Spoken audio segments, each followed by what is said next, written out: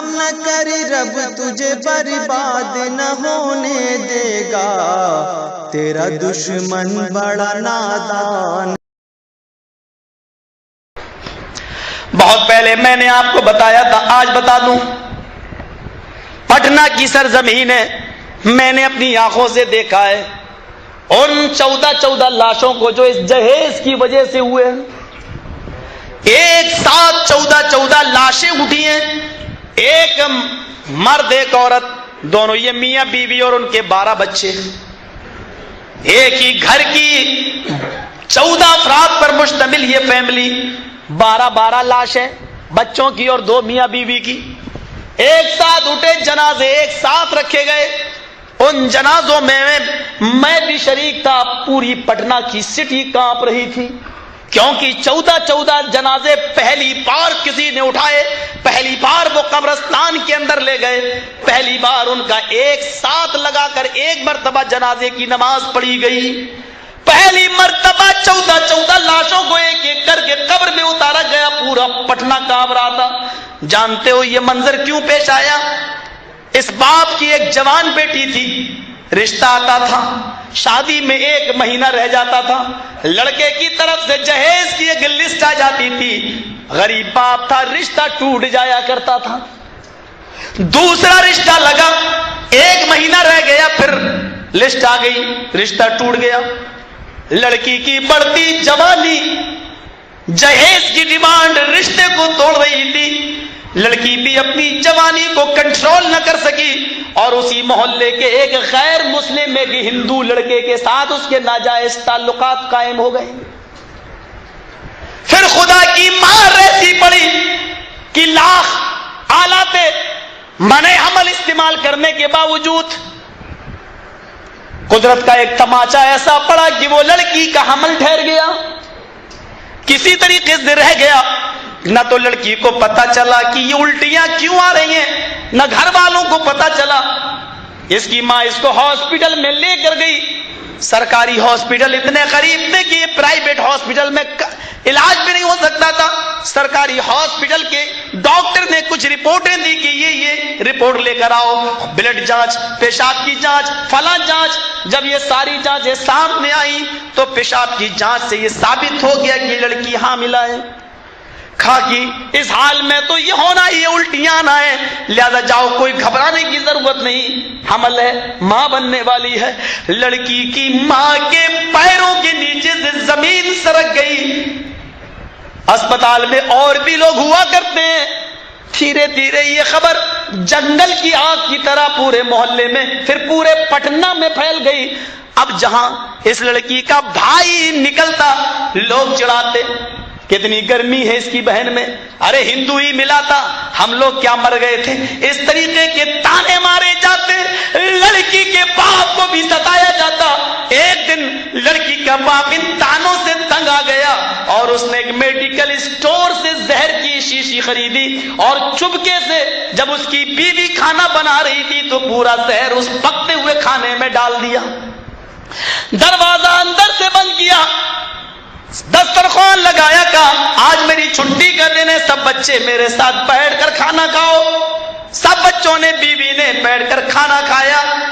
تھوڑی دیر کھانا کھانے کے بعد پھر کیا ہوتا ہے، تھوڑی دیر کے بعد تڑپنے لگتے ہیں لوگ، لیکن دروازہ بند تھا، چیخ اور پکار کی آوازیں آ رہی ہیں، لیکن باہر سے اندر آئے کون، دروازہ تو اندر سے بند تھا۔ جب تک دروازہ توڑا گیا یہ 14 کی 14 لوگ مر چکے تھے، ان کا انتقال ہو چکا تھا۔ پولیس کو خبر دی گئی، پولیس آئی، ڈیڈ باڈی کو اٹھا کر پوسٹ مارٹم کے لیے لے جایا جاتا ہے، پوسٹ مارٹم کی رپورٹ یہ آتی ہے سب کو زہر دے کر مارا گیا ہے۔ 14 لاشیں ایک ساتھ اٹھی، میں ان جنازوں میں شریک تھا، اس مٹی میں شریک تھا۔ میرے بھائیوں یہ منظر میں نے اپنی نظروں سے دیکھا ہے۔ اگر جہیز کی ڈیمانڈ اور لسٹ اس لڑکی کے باپ کو نہ دی جاتی تو آج یہ لڑکی بھی زندہ ہوتی، آج اس کے باپ بھی خوشیاں منا رہے ہوتے، آج وہ نانا ہوتے، آج کوئی دادا ہوتا، یہ کسی کی ماں ہوتی، کوئی کسی کا بیٹا ہوتا. یہ 14 لاشیں اٹھی تو یہ دین ہے اس بدترین جہیز کی, یہ لعنت ہے اس بدترین جہیز کی. میرے بھائیوں, جس کو آج جہیز فاطمہ کے نام سے یاد کیا جاتا ہے کہ اللہ کے نبی نے بھی اپنی بیٹیوں کو دیا ہے, حضرت فاطمہ کو دیا ہے, کیا جواب دو گے قیامت کے دن؟ کیا میرا نبی انصاف کا مرڈر کرنے والا تھا؟ کیا میرا نبی غیر عادل تھا؟ اپنی ایک بیٹی فاطمہ کو جہیز دے اور اپنی 3 بیٹیوں کو وہ کچھ بھی نہ دے. میرے بھائیوں, کیا وہ غیر منصف تھا؟ کیا وہ انصاف کرنے والا نہ تھا؟ کیا اس کے دل میں بھی آ سکتا تھا کہ میں اپنی بیٹیوں کو کے درمیان انصاف نہ کروں؟ فاطمہ کو سب سے زیادہ چاہتا ہوں, سب سے زیادہ اسی کو دوں اور بیٹیوں کو محروم کر دوں. کیا یہ خیال نبی کے دل میں بھی آ سکتا تھا؟ یہ الزام لگانے والوں, قیامت کے دن تم کیا جواب دو گے جناب محمد رسول اللہ صلی اللہ علیہ وسلم کو؟ یہ جہیز کی لعنت ہے. آؤ جہیز کی اس رو میں بدترین لعنت میں بہ رہے ہو تو میں آپ کو بتاؤں, ان موبائلوں سے جو غلط تعلقات قائم ہو رہے ہیں لوگوں, انسانیت کے ساتھ بتاؤ کہ آج ان موبائلوں کا مس یوز ہو رہا ہے یا نہیں ہو رہا ہے؟ میں ایک بات انڈیا میں کہتا ہوں, آپ کو بھی کہتا ہوں, میری اس بات کا انڈیا کے لوگوں نے برا نہیں مانا, شاید ہو سکتا ہے کہ آپ بھی برا نہ مانیں, اور مانے تو میری بلا سے مجھے کوئی پرواہ نہیں. سن لو, لڑکیوں کو جو موبائل ہاتھ میں دے دیے اور یہ کالجوں میں اور یونیورسٹیوں میں جا رہی ہیں, سب سے زیادہ ان موبائلوں سے ریکارڈ خراب ہوا ہے ہماری بیٹیوں کا, ہماری بہنوں کا. ان سے سب سے زیادہ ماحول بگاڑا ہے. اور آپ کو بتاؤں میرے بھائیوں, دکن حیدرآباد میں گیا ہوں, وہاں کی ایک لڑکی علی گڑھ میں پڑھتی تھی. ارلی فنکشن میں گیا, میں اس لڑکی سے ملا اس لیے کہ اس کے یہاں میرے پروگرام میں جا چکا تھا حیدرآباد میں. باپ نے کہا تھا کہ آپ کے یہاں علی گڑھ میں پڑھتی ہے, وہ قریب ہے. میں ملا, اس لڑکی نے مجھ سے کہا, مولوی صاحب میرے باپ مجھے گھر میں گھسنے نہیں دیتے. بہت پوچھا میں نے لیکن نہیں بتایا. پھر ایک موقع پر میں اس کے گھر گیا حیدرآباد, میں نے اس کے باپ سے بات کی, یار تمہاری بیٹی وہاں پڑھتی ہے, PhD مکمل ہو چکی ہوگی, اب کیا بات آتی کیوں نہیں؟ بس مولانا اس کا نام مت لو میرے ساتھ. ہم نے کہا کیوں؟ کہا میری بیٹی PhD کر رہی تھی, میں اس کے لیے لڑکا دیکھ رہا تھا یہاں, اور میں نے آپ سے بھی کہا تھا کہ آپ بھی پڑھا لکھا کوئی لڑکا دیکھیے, میری بیٹی اب آخری فائنل میں ہے اور وہ PhD کرے گی, عمر زیادہ ہو چکی ہے, میں اس کی شادی کر دوں. آپ نے بھی وعدہ کیا تھا انشاءاللہ میں نظر میں رکھوں گا. میں نے کہا پھر کیا ہوا؟ کہا ہم گئے اور روتے ہوئے لیٹر لائے گا, پڑھ لیجیے اس کو. میں نے اس لیٹر کو پڑھا جو ہندی میں لکھا ہوا تھا. اس لیٹر میں لکھا تھا کہ ابو جان میرے لیے لڑکا تلاش کرنے کی ضرورت نہیں, میں نے کورٹ میرج کر لی ہے.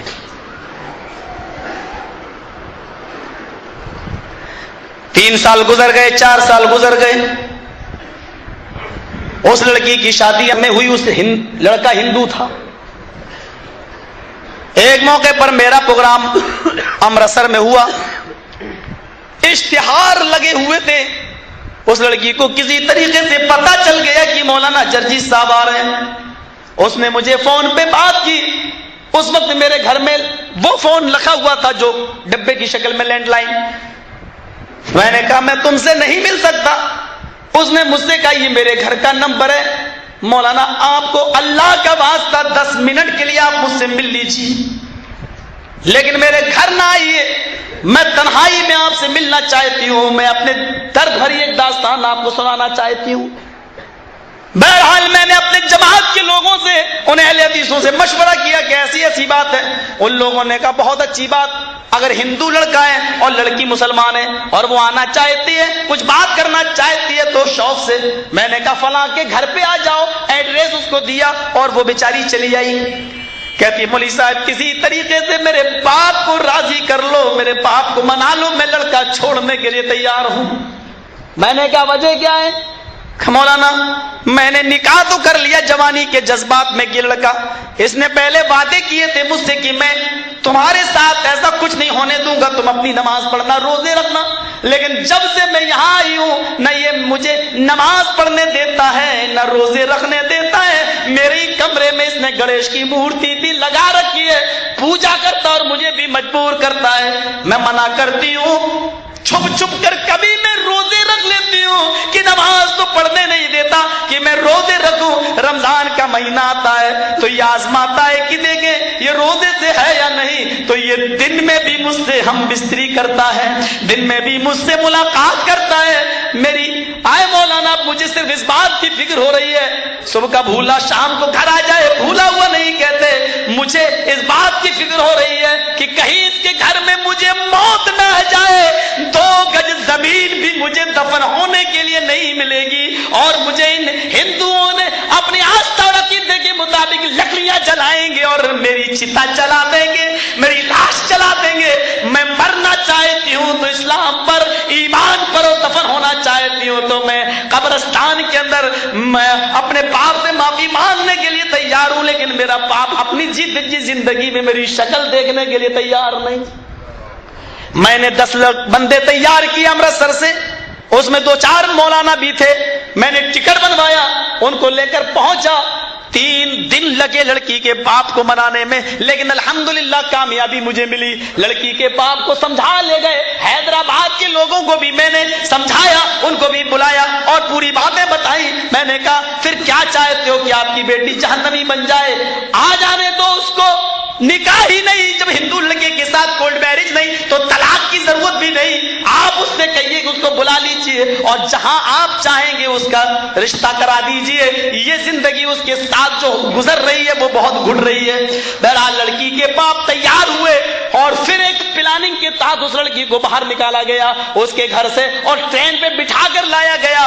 اس لڑکی نے وہاں آنے کے بعد کورٹ میں یہ بیان دے دیا، اس میں لڑکے نے، ہندو لڑکے نے ہم لوگوں کے خلاف کیس دائر کیا، لڑکی نے بیان دیا اپنی مرضی سے شادی کی ہے، اب یہ مجھے نہ نماز پڑھنے دیتا نہ روزہ رکھنے دیتا ہے، میں اس کے ساتھ رہنا نہیں چاہتی ہوں۔ لڑکی کے بیان کے مطابق طلاق نامہ کورٹ سے بھی مل گیا۔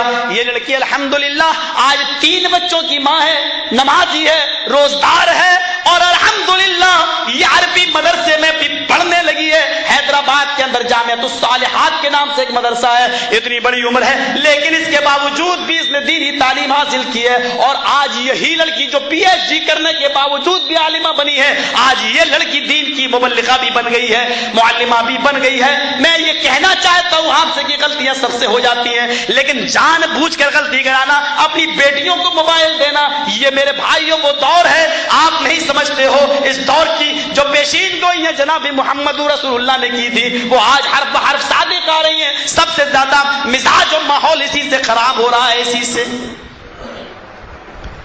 اس واقعے کو یاد کرو کہ کلکتہ کی وہ لڑکی جس کے رشتے بار بار جہیز کی ڈیمانڈ کی وجہ سے ٹوٹتے جا رہے تھے، ایک دن حیدرآباد کا ایک لڑکا بغیر جہیز کے شادی کر کے لے آیا، 5 دن اس نے حیدرآباد میں اپنے ساتھ رکھا، اور پھر 5 دن کے بعد حیدرآباد کی ایک بہت بڑی 5 اسٹار ہوٹل میں 20,000 روپے میں نیلام کر دیا، بیچ دیا۔ یہ لڑکی جس نے کبھی غیر مرد کا چہرہ بھی نہیں دیکھا تھا، آج یہ کسٹمر اس کو اپنے بستر پہ اپنے نیچے لانے لگے، درندے بن گئے، اس کی عزت و آبرو سے کھیلنے لگے، اور یہ چیختی رہی، چلاتی رہی۔ ایک مسلمان بھی آیا، وہ بھی اس کے جسم کا سوداگر تھا، لیکن نہ جانے اس لڑکی کے آنسوؤں سے اس کے دل میں کیسا رحم آ گیا، اللہ یہ اسباب نکالتا ہے۔ بہرحال اس لڑکی کی اس نے درد بھری داستان سنی، لڑکی نے لیٹر لکھا اور کہا یہ میرے گھر تک پہنچا دینا، پڑھنا نہیں۔ وہ کہنے لگا کہ انسانیت کا ایک دوسری شکل بھی ہوتی ہے، ہر انسان درندہ بن کر تمہارے پاس نہیں آتا ہے، انسان کا ایک روپ بھائی بھی ہوتا ہے، میری بہن آج کے بعد تم میری بہن، میں تمہارا بھائی ہوں۔ اس نے لیٹر لیا، چل دیا، کہا کہ تم میں نکالوں، کہا نہیں پہلے یہ لیٹر دے دو، لہذا وہ لیٹر لے کر گیا۔ اس لیٹر کی فوٹو کاپی کلکتہ میں اس لڑکی کے باپ نے مجھے بھی دی ہے، پڑھیے مولانا۔ اس لیٹر کے اندر جو لکھا ہوا تھا اس کے الفاظ پر غور کرو، پیارے ابو جان السلام علیکم، آپ خیریت سے ہوں گے، مجھے امید ہے انشاءاللہ، رہی میری خیریت تو سنیے میں بتاتی ہوں۔ آئے ابو جان، آپ بڑے خوش ہوں گے اس رشتے سے، کیونکہ آپ کا داماد فرشتہ ملا ہے بغیر جہیز کے جو مجھے شادی کر کے لے گیا ہے، لیکن میں یہ کیسے بتاؤں وہ فرشتہ نہیں، پرلے درجے کا شیطان ہے۔ 5 دن اس نے اپنے پاس رکھا اور اس نے 5 اسٹار ہوٹل میں مجھے بیچ دیا۔ آئے ابو جان آ جاؤ اور مجھے نکال لو۔ پھر کہتی ہے نہیں نہیں، اس ہوٹل کے مالک کے بہت وسیع تعلقات ہے، آپ کو کو لمبا کیس لڑنا پڑے گا، لمبا کیس لڑنا پڑے گا، اور اے ابو جان اس کیس میں لڑتے لڑتے آپ کا یہ اپنا گھر بھی بک جائے گا، یہ گھر بھی نیلام ہو جائے گا، تب جا کر کے آپ مجھے چھڑا بھی پائیں گے۔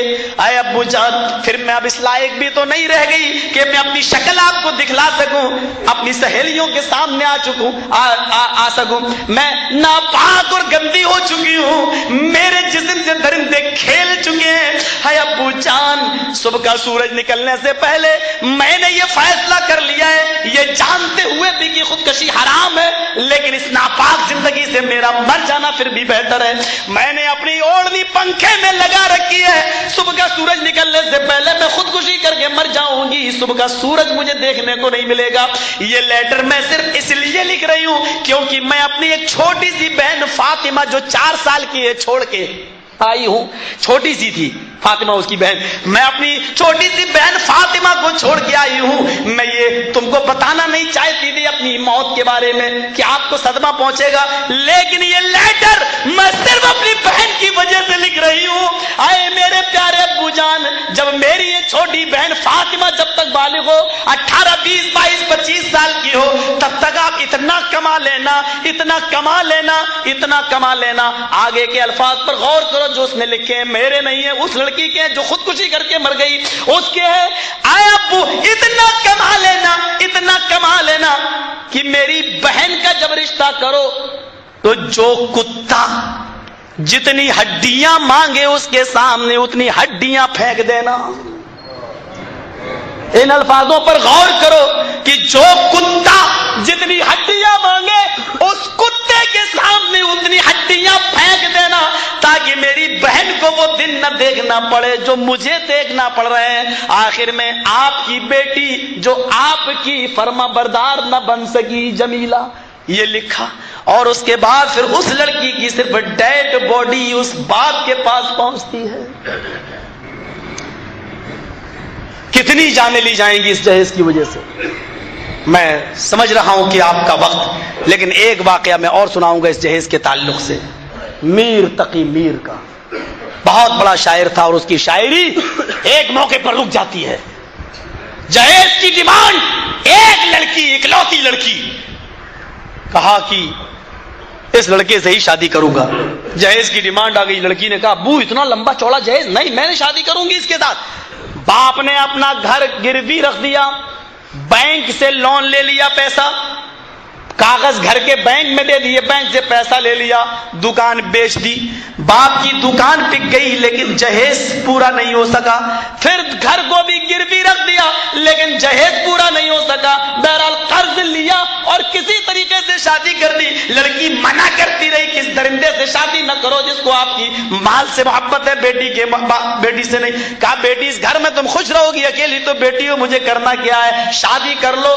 باپ نے زبردستی اسی جگہ شادی کر دی، کیونکہ لڑکا بہت فنکار تھا اور بہت اسمارٹ تھا، اور وہ لڑکی کو آرام سے رکھ سکتا تھا۔ باپ نے یہ چیز تو دیکھی، بہرحال رخصتی کر دی۔ بیٹی اپنے باپ کے گلے سے چپک گئی، رخصتی کے موقع پر رو رہی ہے۔ لوگ سمجھ رہے ہیں کہ اس لیے رو رہی ہے کہ رخصتی کے موقع پر ہر لڑکی روتی ہے، لیکن یہ معاملہ تو دوسرا ہے۔ وہ یہ سوچ کر رو رہی ہے کہ ابو یہ بینک کا قرض کیسے ادا کرو گے، یہ دکان جو بیچ دی ہے اور لوگوں کا قرض کیسے ادا کرو گے۔ اے ابو جان اتنا لمبا چوڑا قرضہ آپ نے اپنے سر پہ رکھ لیا میری محبت کے خاطر، میری جوانی آپ کے اوپر کتنی مصیبت بن گئی ہے۔ کہا بیٹی گھبرانے کی ضرورت نہیں، تیرا باپ سب ادا کر دے گا۔ یہ لڑکی غم کا ایک طوفان لے کر ماروتی گاڑی میں بیٹھتی ہے، ودا ہوتی ہے، رخصت ہوتی ہے، پھول اور مالائیں پڑی ہوئی ہیں اس گاڑی کے اندر۔ 2 گھنٹے کے اندر سسرال پہنچتی ہے، رات کے 10 بجے ودا ہوتی ہے، 12 بجے سسرال پہنچتی ہے۔ 1 گھنٹے تک اس محلے کی، علاقے کی لڑکیاں نشانے ستم بناتی رہی۔ رات کے 2 بجے کمرہ خالی کر دیا گیا۔ شوہر اپنی بیوی کے پاس جاتا ہے، سلام کرتا ہے، لیکن اس کی بیوی میر تقی میر کی بیٹی جواب نہیں دیتی۔ وہ چارپائی پر بیٹھا، میر تقی میر کی بیٹی کہتی ہے نیچے سو جاؤ۔ کہا کیا بات ہے؟ کہا تم کو میرے مال سے محبت ہے، جاؤ مال نیچے رکھا ہوا ہے، شوق سے اس کے ساتھ سو جاؤ، اسی کو چومو چاٹو، جو کرنا اسی کے ساتھ کرو، میں تمہاری کون ہوں۔ کہا میری پیاری بیوی، آج کی رات حجتوں کی رات نہیں، بحث کی رات نہیں ہوتی، آج کی رات وہ رات ہے جس کی ہر نوجوان لڑکے لڑکی کو انتظار ہوتا ہے، آج کی رات تو بحث و مباحثے میں مت گزارو۔ اس نے سر سے اوڑھنی اتاری اور اس کو ہاتھ پکڑ کے اپنے ساتھ اپنی باہوں میں لینا چاہا۔ لڑکی دردناک چیخ مارتی ہے، ہٹ جاؤ میرے قریب سے، ہٹ جاؤ، دور ہو جاؤ میرے جسم سے۔ اتنا کہا اور اس لڑکی کو چکر آئے، غشی آئی، زمین کے اوپر گری، بے ہوش ہوئی، اور جیسے ہی گری ویسے ہی اس کی روح قفس عنصری سے پرواز ہو گئی، مر گئی۔ خبر جنگل میں آگ کی طرح پھیلی، محلے میں یہ خبر پہنچانا ضروری تھا امیر تقی میر کو بھی کہ تمہاری بیٹی کا انتقال ہو گیا۔ ایک قاصد بھیجا گیا گاڑی بک کر کے، وہ گیا، دروازہ کھٹکھٹایا، امیر تقی میر کی بیوی نکلی، کیا بات؟ کہا آپ کے ہسبینڈ کہاں ہیں، شوہر کہاں ہیں؟ نماز پڑھنے گئے ہیں۔ وہ مسجد کی طرف بھاگا، سلام پھیرا جا رہا تھا، السلام علیکم ورحمت اللہ، السلام علیکم ورحمت اللہ۔ میر تقی میر ابھی دعا ہی مانگ رہے تھے، چہرے پہ انہوں نے ہاتھ پھیرا، اس لیے کہ وہ مسلکن اہل حدیث نہیں تھے میرے بھائیوں، انہوں نے دعا مانگی، چہرے پہ ہاتھ پھیرا، مسجد سے باہر نکلے۔ قاصد نے کہا چلیے آپ کو اور آپ کی بیوی دونوں کو چلنا ہوگا۔ کہا کیوں؟ فرمایا تمہاری بیٹی اب اس دنیا میں نہیں رہی، اس کا انتقال ہو گیا، اٹیک پڑ گیا۔ میر تقی میر نے سینے پہ ہاتھ رکھا، فرمایا قاصد ہوش میں تو ہو؟ فرمایا میں بالکل ہوش میں ہوں، میری بیٹی، آپ کی بیٹی مر گئی۔ کہا میری بیٹی مری نہیں، میری بیٹی کو میرے داماد کی جہیز کی لسٹ کے صدمے نے مار ڈالا، میری بیٹی کو جہیز کے بوجھ نے مار ڈالا۔ اپنی بیوی کو خوشامد کرتا ہے، مناتا ہے، بیوی ہے کہ روتی روتے حال سے بے حال ہو گئی، بیچاری پریشان ہے، لیکن سمجھاتا ہے اور اس کو لے کے آتا ہے، گاڑی میں بیٹھتا ہے، بیوی سے کہتا ہے تم بیٹی کے گھر کے اندر جاؤ، سسرال کے اندر جاؤ، میں باہر ہوں، لوگ بیٹھے ہوئے ہیں باہر، چادر بچھی ہوئی ہے۔ فرمایا کہ تم لوگ یہاں کیوں بیٹھے ہو؟ دیکھیے ہوش و حواس کام نہیں کر رہا ہے۔ میر تقی میر کہتے تم لوگ یہاں کیوں بیٹھے ہو؟ آپ کی بیٹی کا انتقال ہو گیا، میری بیٹی دکھائی نہیں دے رہی ہے، کہاں ہے؟ کہا تھوڑی دیر صبر کرو، ابھی نکلتی ہے، اس کو غسل دیا جا رہا ہے، ابھی اس کو قبرستان کی طرف لے کے جایا جائے گا۔ میر تقی میر ہاتھ باندھے بیٹھے ہیں، تھوڑی دیر کے بعد چارپائی باہر نکلی، سفید کفن پا ہوا تھا، ایک شخص سویا ہوا تھا، ایک لڑکی کی لاش تھی اور اس کے اوپر سفید کفن تھا۔ میر تقی میر ہنسنے لگے، لوگوں نے کہا یہی تمہاری بیٹی ہے؟ کیا بات کرتے ہو، یہ میری بیٹی ہے، میں نے تو لال رنگ کی ساڑی میں رخصت کیا تھا، میں نے تو لال رنگ کے جوڑے میں رخصت کیا تھا، یہ میری بیٹی کیسے ہو سکتی ہے؟ یقین نہیں آتا؟ میر تقی میر صبر کرو، میں جانتا ہوں کہ تم ہوش میں نہیں ہو۔ میر تقی میر ذرا اپنی بیٹی کا آخری دیدار کر لو، چہرہ دیکھ لو، کیا بات کر رہے ہو، یہ میری بیٹی کیسے ہو سکتی ہے؟ کہ دیکھ تو لو۔ ایک آدمی نے چہرہ کھولا، آخری دیدار تو کر لو، ابھی قبر میں دفن کر دی جائے گی۔ میر تقی میر کی نظر بیٹی کے چہرے پر پڑی تو آنکھوں سے آنسو جاری ہو گئے، رونے لگے، ہاں یہ تو میری بیٹی ہے، میں نے تو کفن نہیں دیا تھا، میں نے تو کچھ نہیں، یہ چیز تو میں نے دی نہیں تھی، یہ میری بیٹی کے جسم پر کہاں سے آ گئی؟ میرا داماد کہاں ہے؟ بولا میں یہاں کھڑا ہوں۔ میرے داماد، تم نے تو لمبی چوڑی لسٹ دی تھی، اس لسٹ میں تو کفن نہیں لکھا ہوا تھا، یہ پھر کہاں سے آ گیا میری بیٹی کے جسم کے اوپر؟ اس کفن کو تم نے اور کیوں نہیں مانگ لیا؟ میں نے اتنی چیزیں گھر کو گروی رکھ کے دکان کو بیچ کے دی تو کفن بھی دے دیتا۔ کیا بات ہے، یہ تم دے کر کیا دکھانا چاہتے ہو؟ پھر اپنی بیٹی کے چہرے پر ہاتھ رکھ کر کہا، اور یہ دردناک شعر پڑھے اور کہا آج کے بعد میری شاعری ختم، یہ میری زندگی کا آخری شعر ہے۔ اور میر تقی میر یہ شعر پڑھتا ہے، اب آیا ہے خیال آرام جائز نام مرادی میں، اب آیا ہے خیال آرام جائز نام مرادی میں، کفن دینا تجھے بھولا تھا میں اسباب شادی میں۔ اور میری بیٹی یہ ایک چیز کی ضرورت تھی کفن جو میں بھول گیا، آئے میری بیٹی کاش تیرے شوہر نے یہ بھی مانگ لیا ہوتا، آئے میرے داماد ساری چیزیں تو رکھے اور کفن میری بیٹی کو دے، مجھ سے یہ لے اور تو کفن دے، میری بیٹی تیرے دیے ہوئے کفن میں دفن نہیں ہوگی، اتارو یہ کفن اپنی چادر اتارتا ہے، اپنی بیٹی کے جسم کو چھپاتا ہے اور کفن اتار کے پھینک دیتا ہے۔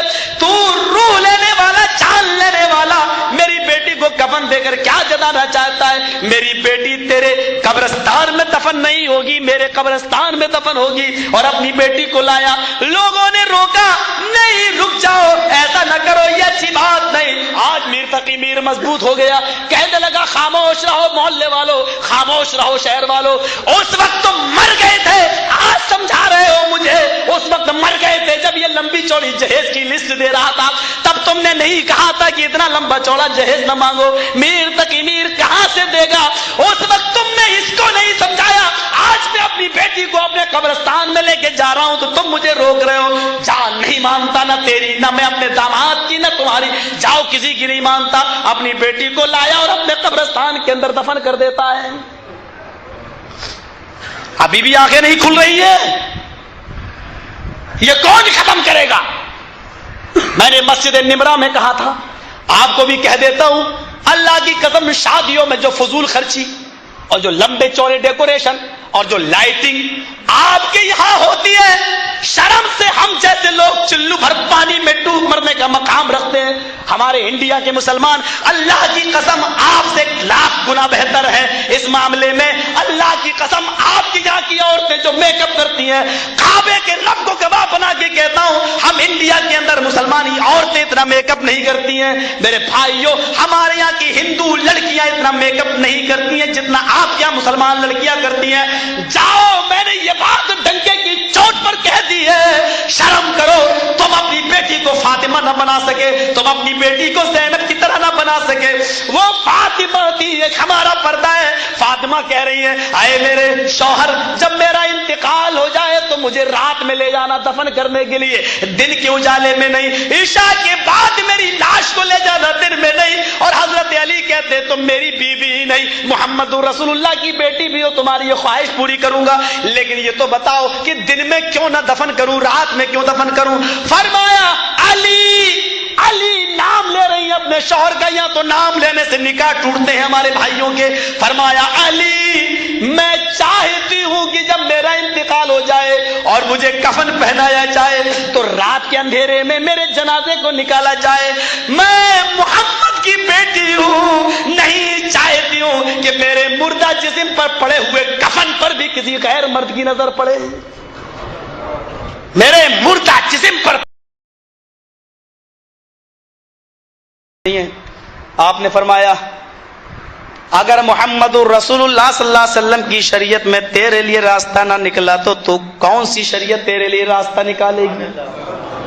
اگر اسلام کے اندر تیرا راستہ نہ نکلا تو کون سا مذہب ہے جو تیرے لیے راستہ نکالے گا؟ آپ نے اس سے پوچھا، اچھا بتا تجھے قرآن کتنا یاد ہے؟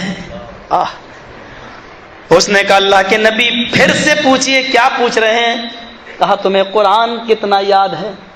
کہا اللہ کے نبی مجھے سورہ ملک یاد ہے، مجھے سورہ حاقہ یاد ہے، مجھے سورہ قیامہ یاد ہے، مجھے سورہ حشر یاد ہے، مجھے سورہ منافقون یاد ہے، مجھے سورہ طلاق یاد ہے۔